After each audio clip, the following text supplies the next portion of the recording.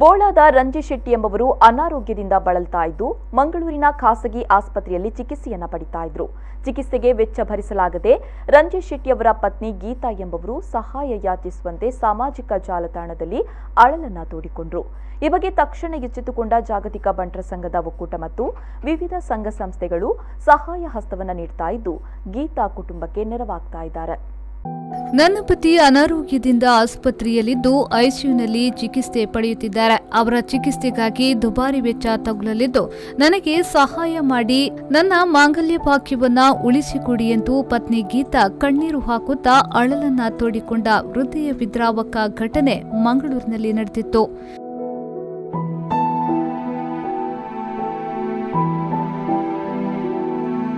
ಬೋಳಾದ ರಂಜಿತ್ ಶೆಟ್ಟಿಯವರು ಹೃದಯ ಹಾಗೂ ಕಿಡ್ನಿ ವೈಫಲ್ಯದಿಂದ ಬಳಲುತ್ತಿದ್ದು ಅವರು ಮಂಗಳೂರಿನ ಖಾಸಗಿ ಆಸ್ಪತ್ರೆಗೆ ದಾಖಲಾಗಿ ಚಿಕಿತ್ಸೆ ಪಡೆಯುತ್ತಿದ್ದರು. ಕಳೆದ 2 ದಿನದ ಹಿಂದೆ ರಂಜಿತ್ ಶೆಟ್ಟಿಯವರು ಆಸ್ಪತ್ರೆಗೆ ದಾಖಲಾಗಿದ್ರು. ಈ ನಡುವೆ ವೈದ್ಯರು ಪರೀಕ್ಷೆ ನಡೆಸಿದಾಗ ಹೃದಯ ಮತ್ತು ಕಿಡ್ನಿಯ ಸಮಸ್ಯೆಗಳಿವೆ ಎಂದು ತಿಳಿದು ಬಂದಿತ್ತು. ಶಸ್ತ್ರಚಿಕಿತ್ಸೆಗೆ ದುಬಾರಿ ವೆಚ್ಚ ಬೇಕಾಗಬಹುದು ಎಂದು ವೈದ್ಯರು ತಿಳಿಸಿದ್ರು. ಈ ವಿಚಾರ ತಿಳಿದ ರಂಜಿತ್ ಶೆಟ್ಟಿಯವರ ಪತ್ನಿ ಗೀತಾ ಏನು ತೋಚದೆ ಆಸ್ಪತ್ರೆಯ ಮುಂಭಾಗದಲ್ಲಿ ನನ್ನ ಪತಿಯನ್ನ ಉಳಿಸಿಕೊಡಿ ಎಂದು ಕಣ್ಣೀರು ಹಾಕುತ್ತಾ ಕುಳಿತಿದ್ರು. ಹೆಲ್ಪ್ ಮನ್ಪಲೆ ಮಾತೆಲ್ಲ ಎನ್ನ ಕಣ್ಣನ ಐಸಿಡುಲ್ಲೆ ಹೆಂಗೆ ಮಾತೆಲ್ಲ ಹೆಲ್ಪ್ ಮನ್ಪಲೆ ಮಸ್ತ್ ಬಂಗಡುಂಡೆ ಅಲ್ಲಿ ಒಂಜಿ ಬಾಲ್ಯ ಉಂಡಾಯ್ತು ಒಂಜಿ ಪಪ್ಪನ ಹೊರತು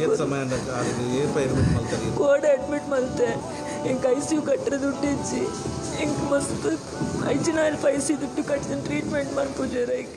ಈ ವಿಡಿಯೋ ಸಾಮಾಜಿಕ ಜಾಲತಾಣದಲ್ಲಿ ಹರಿದಾಡುತ್ತಿದ್ದಂತೆಯೇ ದಾನಿಗಳು ನೆರವಿನ ಹಸ್ತವನ್ನ ನೀಡುತ್ತಿದ್ದಾರೆ. ಜಾಗತಿಕ ಬಂಟರ ಸಂಘಗಳ ಒಕ್ಕೂಟದ ಅಧ್ಯಕ್ಷರಾದ ಐಕಳ ಹರೀಶ್ ಶೆಟ್ಟಿಯವರು ಸ್ಪಂದಿಸಿದ್ದು ವೈಯಕ್ತಿಕವಾಗಿ 50,000 ರೂಪಾಯಿ ಸಹಾಯ ಹಸ್ತ ಮತ್ತು ಜಾಗತಿಕ ಬಂಟರ ಸಂಘಗಳ ಒಕ್ಕೂಟದ ವತಿಯಿಂದ 25,000 ರೂಪಾಯಿ ಚೆಕ್ ನೀಡಿ ಮಾನವೀಯತೆ ಮೆರೆದಿದ್ದಾರೆ.